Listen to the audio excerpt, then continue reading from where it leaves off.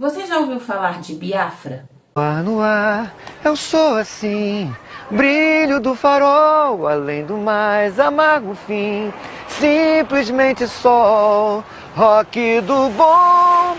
Não, não é o cantor Biafra, que é referência de quem é 30 mais, muito, muito mais, mas eu tô falando da República de Biafra. Você já ouviu falar? Porque se você não ouviu falar, vai ouvir hoje, só que bem de leve, porque eu não sou historiadora, tá?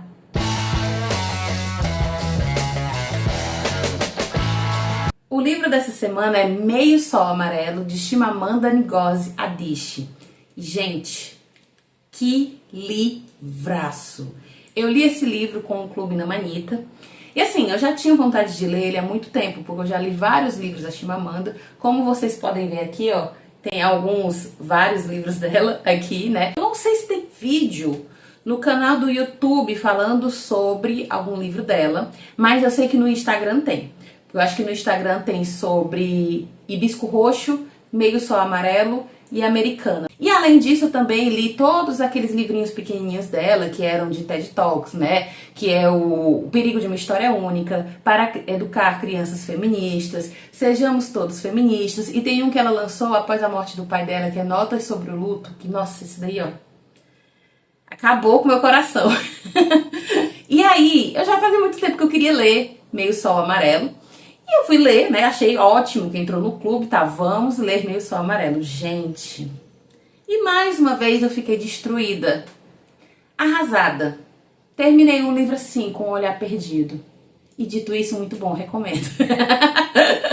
Porque assim, se você já leu algum livro da Chimamanda, se você já ouviu falar dela, você sabe que a Chimamanda, ela é uma escritora nigeriana. Ela mora nos Estados Unidos e ela fala muito sobre as vivências da Nigéria, né? Nem seus romances, as histórias são ambientadas na Nigéria, ou, como por exemplo no caso de Americana, elas são ambientadas nos Estados Unidos, mas também na Nigéria, e tem a maioria dos personagens são nigerianos. E ela fala muito também sobre essa questão cultural, a questão das tradições, por ela ser nigeriana, né? E por ela conhecer muito dessa cultura e dessa tradição, da sua família, dos seus antepassados e tal. E em Meio Sol Amarelo, a gente vai ter várias subtramas que se conectam. Só que no começo, a gente não entende o que vai ser essa conexão. A gente não sabe o que vai ser essa conexão. Aí depois que a gente sabe, a gente fica... a gente sabe que existem alguns personagens que são protagonistas, né? A gente começa acompanhando o personagem que é o Ugwu. Eu vou chamar de Ugwu, que eu acho que fica mais fácil. Enfim, o Ugwu, que a gente sabe que é um jovem, que ele é contratado para trabalhar como empregado de um homem que é o Odenigbo. E o Odenigbo, ele é um africano que tem muito estudo, ele é um professor universitário, né? Ele é uma pessoa bem diferente dos padrões, assim, afinal a história ela é ambientada nos anos 60, né?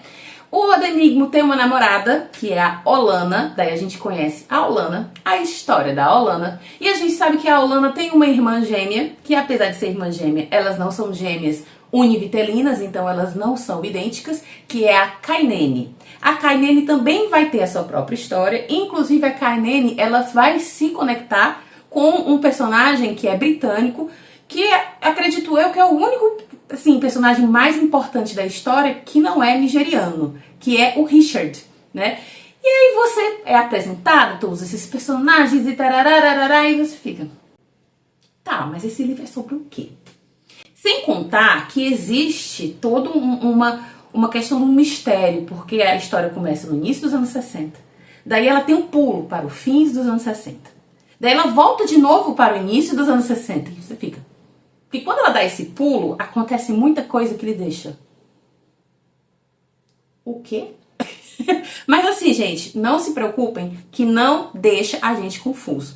E papo vai, papo vem, temos a Olana, que é filha de gente rica, mas a Olana quer se casar com o Odenigbo, e aí a gente tem as questões do Ugwu, e dentro dessa dinâmica tem também a história da Kainene com o Richard, o fato do Richard não ser nigeriano, mas ele ser uma pessoa que tem muita empatia pela causa nigeriana, coisa que tipo não era muito comum vindo de europeu, muito menos britânico, né, que foi o país que colonizou a Nigéria e tal.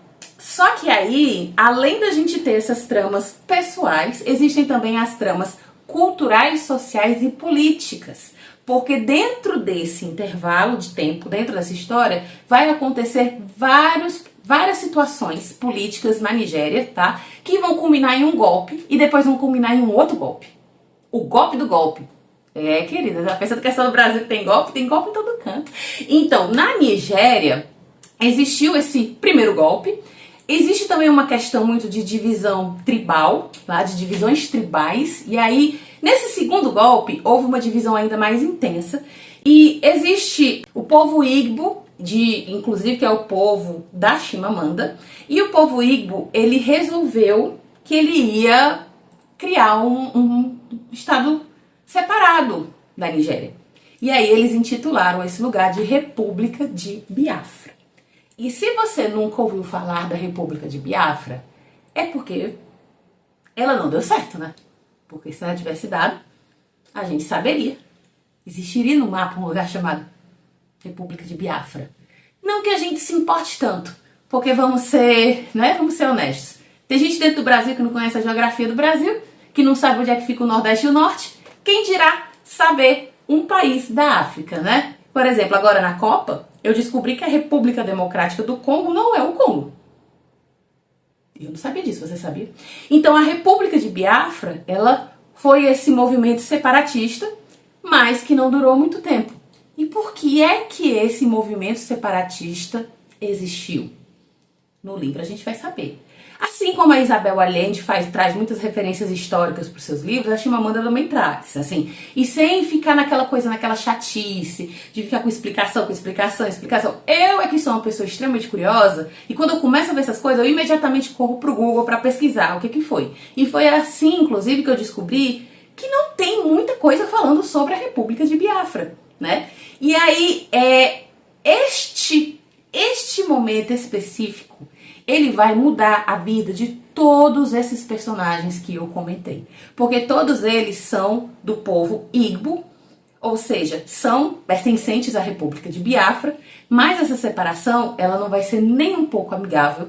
Nisso vai se instalar uma guerra dentro da Nigéria, entre os povos ali pertencentes à Nigéria. E, gente, é um negócio pesado. É um negócio bem pesado. Inclusive, eu queria até fazer um comentário. Tem um trecho do livro em que ela começa a fazer, acho que é a Aulana, que começa a fazer uma descrição da bandeira da República de Biafra, e aí ela fala das cores, e ela diz que no centro da bandeira tem um meio sol amarelo. Aí então é esse o motivo do nome, porque eu tava sem entender. Aí, tudo se conectou. E, gente, é uma história linda, mas é tão sofrida. E sabe o que é pior? É saber que, assim, essa história em especial, ela é fictícia. Mas ela é totalmente baseada na verdade. Assim como quando a gente lê o 15, da Raquel de Queiroz.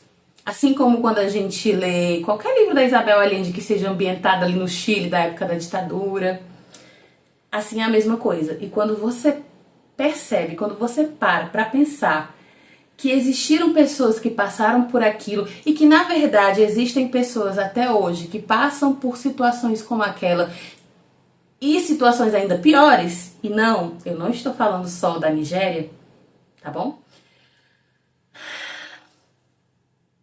Mas a Chimamanda escreve de um jeito tão bonito que é uma leitura que vale muito a pena fazer. Antes da gente ir para a parte com spoilers, né? Vou lembrar que todo domingo tem resenha com spoilers aqui no YouTube. Então se inscreve, curte, comenta, mas sem hate, pelo amor de Deus, né? E tem muito livro. Não tem só dramalhão, não. Tem livro menos dramalhão, mas vai ter muito dramalhão. Mas enfim, tem livros de vários tipos, tá? E você também pode seguir o Bafulê Literário no Instagram e no TikTok. Lá as resenhas são sem spoilers. No TikTok tem alguns vídeos além das resenhas. No Instagram tem outros conteúdos. E você pode seguir a gente também lá. É @bafulê.literário, tá? Segue, divulga. E agora vamos pra parte com spoilers. Menina, acontece tanta coisa nesse livro. tanta coisa nesse livro. Meu pai do céu. É tanta coisa que não dá nem pra eu falar sobre tudo. Até porque eu não vou falar sobre tudo, senão, né? Pra que eu vou querer que você leia o livro, né? Eu vou só falar dos pontos principais. Primeiro, eu nunca tinha ouvido falar de República de Biafra. Creio que vocês também não. E, gente, é aterrorizante. É aterrorizante. A palavra é essa. Aterrorizante. O que acontece nesse país durante esse momento. E a gente sabe que não é só isso, né? Que tipo assim, tipo, não foi só naquele momento que esse tipo de coisa aconteceu. E toda a confusão, tudo começa por conta de quem? De quem? Do europeu, porque sempre tem um europeu por trás de toda a desgraça que acontece no nosso planeta, né? Então, ou então o estadunidense, né? Mas como a gente está falando da época de colonização, não era estadunidense ainda. Então, o Reino Unido, que foi quem colonizou a Nigéria, sempre interferiu muito, de maneiras muito, talvez irresponsáveis, assim, e inclusive sem entender que existia já uma divisão dentro da Nigéria. Porque assim, gente, o pessoal chegava no país, inclusive isso é uma coisa que, tipo, eu paro e fico assim, qual o direito que você tinha de chegar numa terra e dizer, essa terra agora aqui é nossa? Sendo que tem gente morando lá. Imagina aqui, visualiza, ó, vamos lá, vamos pro contexto. Você tá lá, morando na sua vila, com algumas pessoas. Aí de repente chega uma galera que você nunca viu. E essa galera chega com umas roupas esquisitas, com umas armas que você nunca viu. Olha pra você, olha pra sua terra e diz, tudo aqui agora é nosso. Vocês vão ter que obedecer a gente. Vocês vão trabalhar pra gente. Vocês vão ter a nossa religião, porque a de vocês está errada, a nossa está certa. Cara, quem te deu esse direito? É que se você for parar pra pensar nisso, assim, de forma separada, é ridículo. É ridículo. Principalmente quando você pensa que não houve guerras pelo espaço. Não foi assim, esse povo e esse povo queriam aquele espaço e brigaram por ele. Não, era esse povo que queria um espaço que era desse povo. E esse povo que tinha muito mais condição e tinha armamentos e o diabo a quatro foi contra esse povo que tinha o quê? Lança.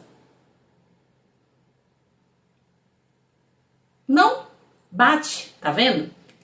E assim, cada sociedade, cada um desses países que foi colonizado, Nigéria, Brasil, México, por aí vai, todos eles tinham habitantes e tinham divisões. Existia sim uma comunidade, uma sociedade dentro desses países. Eles, né, os europeus chegaram nesse país com aquela coisa de eles são selvagens e nós estamos levando a civilização até eles, né? Mas não era exatamente isso, né? Tipo, o conceito de civilização aí é bem estranho, mas enfim. Eles tinham as suas sociedades, as suas subdivisões, as suas alianças, as suas tretas. E já existia, inclusive, essas desuniões entre povos dentro da Nigéria. A intervenção do Reino Unido fez com que isso aumentasse ainda mais. Então, quando, lá nos anos 60, quando a Nigéria conseguiu se libertar, né, tipo assim, se tornar independente, se libertar entre aspas, se tornar independente do Reino Unido, eu estou falando dos anos 60 agora, do século, eu estou falando de século 20. Não estou falando do Brasil, que teve a sua independência no século 19, eu estou falando de século 20. Anos 60, na década que os meus pais nasceram. E aí, depois disso, a confusão já estava feita. E quando começou essa confusão, os europeus ficaram assim lá de fora, tipo, eu não tenho nada a ver com isso. Eu também queria fazer um adendo. Coincidentemente ou não, a região dos povos Igbos, que é a região que foi intitulada como República de Biafra, que durou mais ou menos uns 3 anos, era uma região rica em petróleo. Que interessante, né? Então, aquilo ali, o que a gente viu ali, infelizmente acontece ainda em muitos lugares. Porque o ser humano é um lixo. Porque o ser humano é um lixo, o ser humano é um podre. Todo mundo aqui cresceu e ainda vê propaganda de campanha solidária para as crianças na África, pipipi, popopó, que ainda tem até hoje, né? E não só na África, hoje em dia a gente tem os diversos problemas também ali na região da Ásia, né, da África, que não é a África Negra, porque a gente tá falando aqui da região da África Negra e tal. Então, tipo, estamos em 2026 e muita coisa não mudou, né? E aí é muito forte. Por mais que a gente já conheça algumas coisas, né, já tenha noção de que algumas coisas ali aconteceram, é muito forte. E eu não vou mentir, teve um momento que eu chorei, eu achei que eu não ia chorar. Angélica, você chorou? Eu achei que eu não ia chorar, de verdade. Mas teve um momento específico que foi o momento em que eles acham que o Ugvu morreu. Gente do céu, a Aulana ficava o tempo todo avisando: Ugvu, não saia sozinho, porque os soldados biafrenses, sei lá como é que era, acho que era biafrenses, estão pegando tudo que é jovem que tem no meio da rua e levando para poder lutar contra a Nigéria. O negócio era assim. E o Ugvu, não vou sair.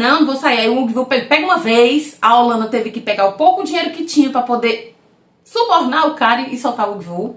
Aí o Ugvu vai vacila de novo e ele foi levado. E eu tava o tempo todo, eu sabia que o Ugvu ia acabar sendo levado pelos soldados. Eu fiquei com ódio. Porque eu fiquei, quando o Ugvu dizia, resolvi sair, eu ficava, pelo amor de Deus, não sai, homem, não sai. Não sai. E ele ainda era empregado ainda do Odenigbo e da Aulana, mas ele era praticamente da família. Que horror. Mas pior que realmente ele era, assim. E ele cuidava também da Baby, que é a filha da Aulana com o Odenigbo, entre aspas. E quando ele foi levado e ele sofreu o ataque, eu jurava que ele tinha morrido.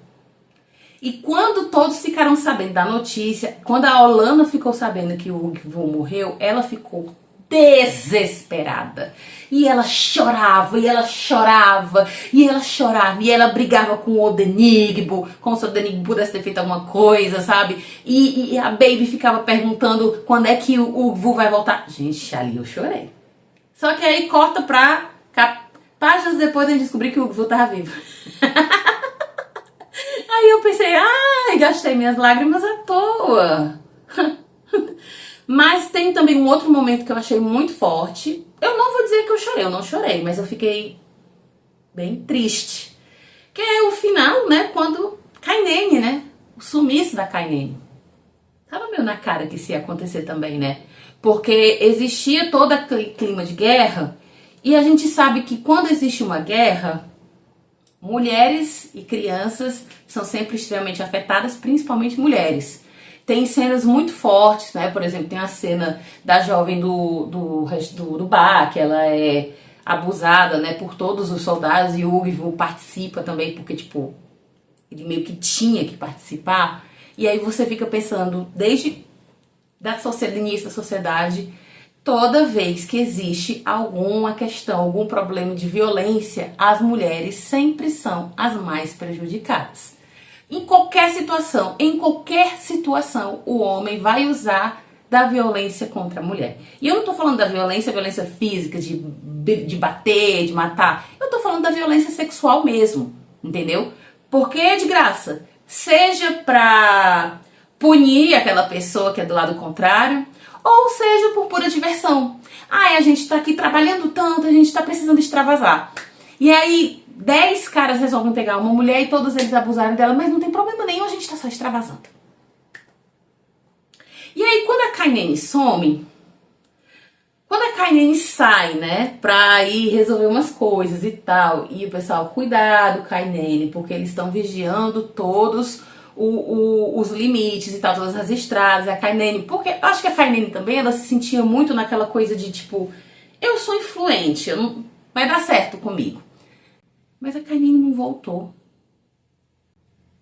E eu fiquei em pânico, porque eu achei que em algum momento iam encontrar ela, nem que fosse morta. Mas não encontraram. E o sumiço, sem nenhum vestígio, às vezes ele é pior do que a morte. Porque quando você tem certeza que aquela pessoa que você ama morreu, acabou. Mas quando você não tem essa certeza, aquela pessoa simplesmente sumiu. Então imagina o climão que ficou. Nossa, gente, esse livro terminou assim, ó, numa bad, mas terminou numa bad. Não que eu fosse esperar um final feliz. Eu acho que o Ugvu ter sobrevivido já foi feliz demais. Ai, foi uma bad, viu? Inclusive a Kainene é um personagem muito interessante, né? As minhas personagens preferidas do livro foram Olanna e Kainene. Eu não gostava do Odenigbo, tá? Eu achava ele chato. Tudo bem. Não entendo porque a Olanna era tão apaixonada por ele, eu achava ele um chato. O Ugvu, achava ok, mas o Ugvu às vezes fazia umas coisas que eu ficava, meu amor, mas aí eu pensava, ele é jovem, ele não tem estudo, ele não tem instrução e tal, inclusive ele muda muito por conta da influência do Odenigbo e da Olanna. O Richard também, né, que é o britânico, é um personagem bem ok. O relacionamento dele com a Kainene é uma coisa meio assim estranha no início, mas depois fica legal. Mas realmente pra mim quem rouba a cena aqui são Olanna e Kainene, que são gêmeas, mas são pessoas completamente diferentes, com atitudes totalmente diferentes. E inclusive a Olanna sofreu o pão que o diabo amassou com essa revolução aqui, viu? Foi pesadíssimo. Não que a Kainene não tenha sofrido, mas a Olanna sofreu muito mais. E mesmo elas duas estando tretadas, no final elas se uniram, porque não dava mais pra continuar a treta. E qual foi o motivo da treta? Essa foi a parte que me deixou gag. O motivo da treta foi Richard se agarrou com a Olanna enquanto namorava com a Kainene. Tá passada? Pois eu ainda tenho uma informação pior pra você. Nesse intervalo de tempo que aconteceu isso, ela e o Odenigbo, a Olanna e o Odenigbo estavam meio que assim... Eu acho que isso aconteceu, se eu não muito me engano, isso aconteceu depois da traição do Odenigbo. Sim, porque o Odenigbo, que era um cara muito inteligente, mas era chato e feio, traiu a Olanna. E aí você fica, olha, quando dá aquele pulo pro final dos anos 60, você já sabe que a Olanna e a Kainene não se falam mais, que eles também não têm mais contato com o Richard, e você pensa, o que foi que aconteceu? Não vou mentir, eu pensei logo, gente, rolou alguma coisa entre o Richard e a Olanna. Porque o Richard, ele admirava muito a Olanna, ele achava ela muito bonita, ele gostava muito do jeito dela. E aí eu pensei, rolou alguma coisa. E de fato rolou. Mas por quê? Porque a Olanna estava chateada com o Odenigbo, que o Odenigbo tinha pulado a cerca.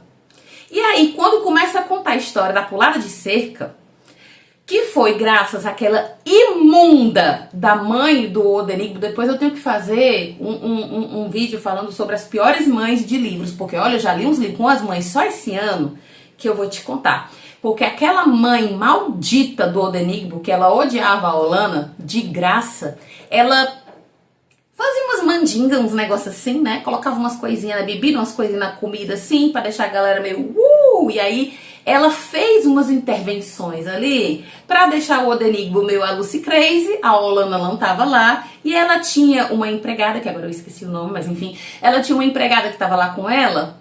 E aí, um belo dia, o Ugvu vem passando e vê a empregada saindo de dentro do quarto do Odenigbo. E o Ugvu fica gag de la gag. O Ugvu ficava revoltado, inclusive eu acho muito engraçado esses momentos que o Ugvu ele ficava revoltadíssimo com essas intervenções que aconteciam na família. Ele tinha vontade de chegar e dizer, não briguem, não façam isso, ele ficava muito revoltado. E ele não gostava nem um pouco da mãe do Odenigbo, tá certo ele, porque ela era uma escrota, né? E ela fez essa artimanha de levar a empregada, de dar esses coisinhos e tal, não sei o quê, pra poder o Odenigbo se agarrar com a menina. Tá aqui, tudo bem. Não acho que o Odenigbo foi obrigada a fazer isso, né? Mas por que ela fez isso? Porque ela queria que a menina engravidasse do Odenigbo. E ela engravidou. E a Baby era filha do Odenigbo com essa menina. Quando ela começou a história da... Ai, a menina tá lá. E a mãe dele tá fazendo não sei o quê. E aí a menina saiu do quarto, aí eu... Baby é filha deles dois. Porque antes, quando a Olanna falava da Baby, ela só falava que a Baby era muito parecida com o Odenigbo. Ela não parecia com a Olanna. Ela tinha o tom de pele do Odenigbo, que era mais escuro. Ela tinha os traços do Odenigbo. Então, tipo... Aí eu já fiquei, gente, ela não é filha da Olanna. Aí o que aconteceu, né? Depois que rolou a história, teve a revelação, aí a Olanna ficou revoltada, aí se agarrou com o Richard, aí a Kainene ficou sabendo, menino, um caos. E aí depois, quando a moça foi dar à luz, a mãe do Odenigbo, então, ela não quer ficar com a menina, é uma menina, e eu não quero ficar com ela também. A Odenigbo, oi? Não quero, por quê? Porque ela queria um menino, ela queria um neto menino. e veio uma menina. Ou seja, ela fez a confusão inteira, ela estragou a vida de todo mundo, porque ela estragou a vida do Odenigbo, da Olanna e, consequentemente, da Kainene, do Richard, até do Ugvu, que ficou revoltado com a situação inteira. Estragou a vida dessa menina que era empregada dela, pra depois... mas não é menino, né? Menina, quero não. A pobre da menina lá ficou ali numa depressão pós-parto, porque, tipo, ela não queria aquilo ali, né? E aí a Olanna tem a ideia, vou ficar com a menina, vou criar ela como se fosse minha. E obviamente foi uma ideia maravilhosa, porque realmente a Olanna queria ter, a Olanna sempre, inclusive a Olanna sonhava em ser mãe, não conseguia. E a outra, ficou grávida, né? E a Olanna começa a criar a Baby. Olha, essa parte aí foi a parte novelão do livro, né? Porque assim, o livro começa, eu achei o livro meio tipo, o que vai acontecer aqui? Aí depois veio essa parte novelão, massa. Aí depois veio a República de Biafra. Aí o negócio ficou pesado. Quando começou essa parte aí, eu não conseguia mais parar de ler o livro. Arrasou, Chimamanda. Você arrasou. Então, o nosso livro da semana é Meio Sol Amarelo, de Chimamanda Ngozi Adichie.